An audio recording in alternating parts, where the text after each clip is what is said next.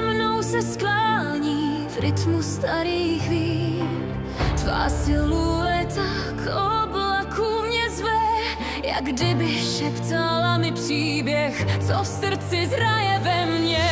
Když poutník bloudil nocí, hledal vlastní hlas a právotectvu spatřil nový zrozený čas. Já cítím, jak se v dálce probouzí ten klid. Tady začal náš příběh, tady chci dál jít. Povstaň horodávna, k obloze se zve, strážkyně našich kořenů a pradávných cest.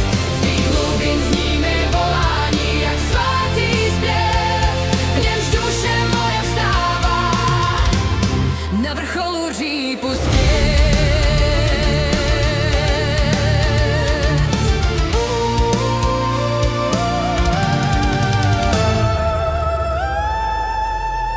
Kraj šatá zlatým tichem, jako dávný sen.